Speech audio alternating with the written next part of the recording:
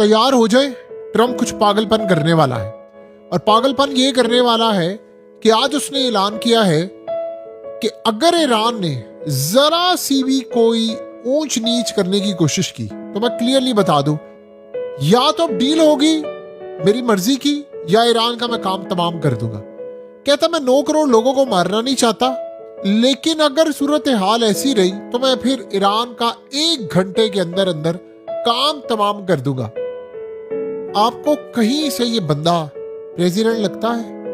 आपको कहीं से इस बंदे की लैंग्वेज प्रेसिडेंट वाली लगती है? आपको कहीं से ये लैंग्वेज इंसानों वाली लगती है? आपको कहीं से ये लैंग्वेज, कोई लैंग्वेज का हिस्सा आपको लगता है इंसानों वाला? आपको नहीं लगता होगा। ईरान ने आगे से जवाब दिया है उनको। उन्होंने कहा है कि इस दफा लिहाज नहीं करेंगे अमेरिका का, सारी हदें इस दफा क्रॉस करेंगे, और फिर जो हम करेंगे वो अमेरिका के वहमो गुमान में भी नहीं होगा कि उसके साथ क्या होने के लिए जा रहा है।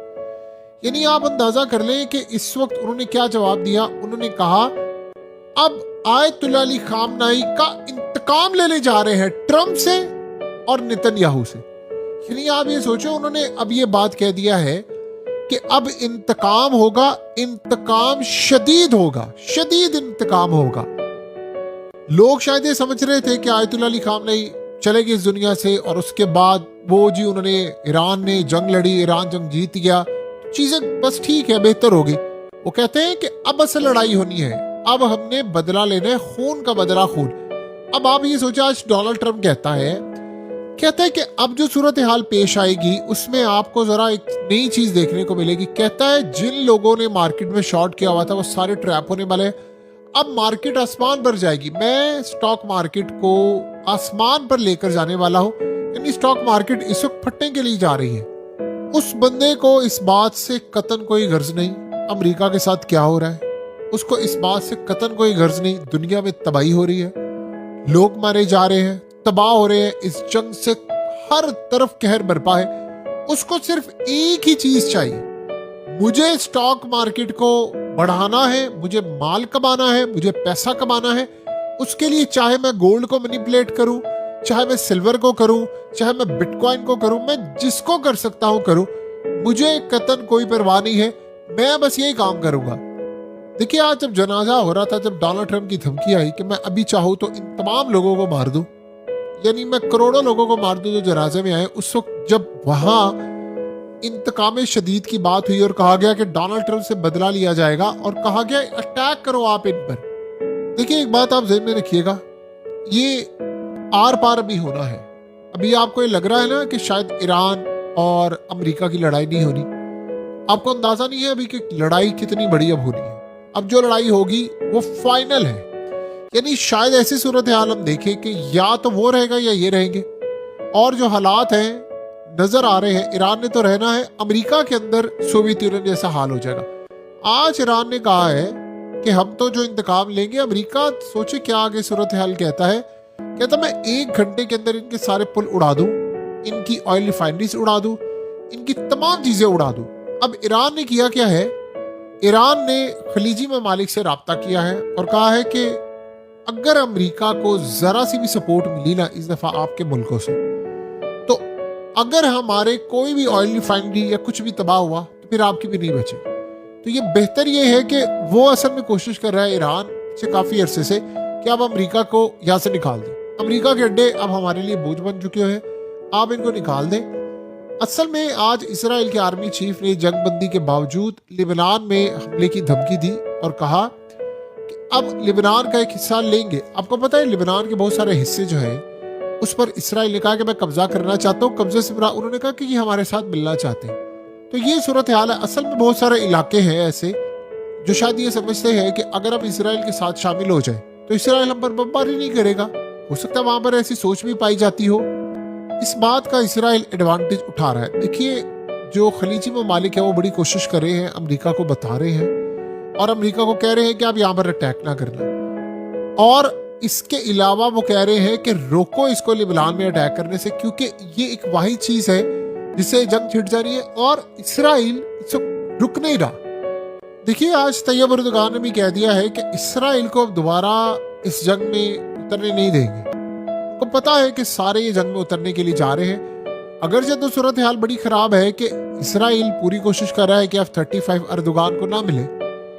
अब ट्रम्प भी यहाँ पर फंसा हुआ है, क्योंकि अगर अर्दोगान को F-35 यहाँ से नहीं मिलते तो चाइना तो तैयार बैठा हुआ है अपने जेट्स देने के लिए, और चाइना तैयार बैठा हुआ है और पाकिस्तान ने चाइना की टेक्नोलॉजी को इस्तेमाल करके ऑलरेडी उसके रिजल्ट दिखा दिए। तो अगर जरूरत पड़ेगी तो ट्रेन भी कर देंगे पाकिस्तानी। यानी ऐसी सूरत हाल है, तुर्की के साथ तो ताल्लुकात वैसे भी बड़े अच्छे हैं। तो अब अगली जो डिमांड है वो इसराइल के मुताबिक, देखिए अब जो भी तुर्की ने तैयारे लेने हैं या तुर्की ने जो भी चीज लेनी है वो इसराइल को सामने रखकर लेना है। ये बात आप ज़हन में रहे, तुर्की ने जो भी सिनेरियो रखना है वो इसराइल को सामने रखकर रखना है कि इसराइल के पास क्या टेक्नोलॉजी है, हमारे पास उस लेवल की होनी चाहिए, क्योंकि जो अगली लड़ाई है तुर्की की है और ये होने जा रही है। देखिए लेबनान जंग तो रुकने नहीं वाली, और ट्रंप ने ये जो बार बार उसने कहा, उसने यहाँ तक कहा कि जी मैं जनाजे में मौजूद लोग 2-2 करोड़ लोग हैं, इनको मैं मार देता, मैं आज रात इनको खत्म कर देता, अब मैं काम तमाम करने के लिए जा रहा हूँ ईरान का। इस तरह के मामलात होते जब है जब बैकएंड पर कुछ ना कुछ चल रहा होता है। आप टेलीग्राफ की वो स्टोरी मत भूलें जिसमें उन्होंने कहा है कि ट्रंप सिर्फ असला जमा कर रहा है और ये जंग पहले से ज्यादा बड़ी होने वाली है। यानी जो पहले हमने जंग देखी है वो कुछ नहीं, अब तो फाइनल बैटल होने वाली, फाइनल कॉल आने वाली है और फाइनल लड़ाई होने वाली है। और आपको पता है कि जो रिपोर्ट आई है उसके मुताबिक 6 लाख से ज्यादा फौजी अमेरिका ईरान में उतारने के लिए इस वक्त तैयार बैठा हुआ है। तो यहाँ अगर ये सारे तैयार बैठे हुए हैं, लड़ाई करने के लिए भी तैयार बैठे हैं, तो आप बताएं बाकी सूरत हाल क्या हो सकती है। अमेरिका को ये बात समझ आती है, ये बात अमेरिका के लिए काबिल कबूल है और उसको समझ भी आती है कि इस लड़ाई में हमारा कोई फायदा नहीं है, अल्टीमेटली हमारा इसमें नुकसान है। लेकिन अभी तक ये बात आप ज़हन में रख लें कि अमेरिका ये बात, ये जो उसने वक्ती तौर पर जंगबंदी की, ये तमाम चीज़ें की, वो ये समझता है कि अभी तक ये जो मुआहदा हुआ है ये मुआहदा ठीक नहीं है। ट्रंप असल में अपना एक मुआहदा करना चाहता है नया, उस मुआहदे के अंदर वो शिक्के नहीं ऐड करना चाहता है ताकि वो अवाम को बता सकते इलेक्शन से पहले। अब असल मसला ये है कि ईरान की अब तक की जो सूरत हाल है वो तो अपने मुतालबा से 1 इंच पीछे नहीं हटेगी। लेकिन आप ये सोचें कि बाकी सूरत हाल दुनिया के अंदर और किस जगह पर क्या मामलात खराब होने वाले हैं, और वो एक तरफ आप देखेंगे तो इंडिया के मामलात भी काफ़ी ख़राब हैं। और देखिए इंडिया पूरी कोशिश कर रहा है कि किसी तरह हमारे ईरान के साथ ताल्लुकात अच्छे रहें, लेकिन इसराइल की वजह से शायद वो ताल्लुकात उस लेवल के अच्छे नहीं हो सकते उनके साथ। किसी वक्त में इनके बड़े अच्छे ताल्लुकात थे, अब अमेरिका के साथ इंडिया के ताल्लुकात ख़राब हैं, तो इंडिया के ताल्लुकात ईरान के साथ वो अच्छे कोशिश कर रहे हैं। पहले काफ़ी अच्छे थे, लेकिन रिसेंटली एक तो इस लड़ाई के अंदर पाकिस्तान का जो किरदार था उसमें जाहिर सी बात है पाकिस्तान ईरान के करीब आया, और ये जो ईरान से पाबंदियां हटी है उससे एक फ़ायदा तो सबसे पहले ये होगा ना कि आप गैस पाइपलाइन प्रोजेक्ट जो है उसको कंप्लीट कर सकते हैं, और उस सूरत हाल में हम गैस ले लें, हमारा तो गैस का मसला हल ही हो जाए, और उसमें हमें देरी नहीं करनी चाहिए। हमारे पास भी काफ़ी सारे मसाइल हैं और टाइम की हमारे पास बहुत ज़्यादा कमी है, तो इस तरह के मामलात में हमें पीछे नहीं हटना चाहिए। ईरान असल में इस वक्त जो आपको लग रहा है, ईरान असल में इस वक्त तैयारी कर रहा है, वो भी तैयारी कर रहा है जंग की। ईरान जिस जंग की तैयारी कर रहा है उनको पता है कि जंग होनी है। सबसे ज्यादा इस वक्त दुनिया में अगर किसी को पता है जंग होनी है तो वो सिर्फ ईरान है। ईरान को पता है, उनके पास इंटेलिजेंस मालूमात है, उनको आसार नजर आ रहे हैं, उनको साइंस नजर आ रहे हैं, उनको पता है कि जंग का लेवल क्या है और जंग की सूरत हाल क्या होने वाली है। सो अब ये जो ट्रंप कह रहा है कि मैं अब ईरान का काम तमाम करने के लिए जा रहा हूँ, देखिए ये हर दफा एक ही बात कहता है और वो है एटमी हमला। और एटमी हमले की वो धमकियां इतनी दफा दे चुका हुआ है कि अब सबको नॉर्मलाइज लगना शुरू हो गया। लोग तो शायद इग्नोर कर रहे हैं कि जी वो तो हर दफा धमकी देता है, वो इतना नॉर्मलाइज कर चुका हुआ है। और आप इस जैसे पागल शख्स से कुछ भी उम्मीद लगा सकते हैं, क्योंकि एक जुनूनी बंदा जब इक़्तिदार में आता है और जब उसके हाथ में इतनी पावर आ जाती है तो फिर तो वो किसी की नहीं सुनता। तो यही असल में अमेरिका अब करने के लिए जा रहा है।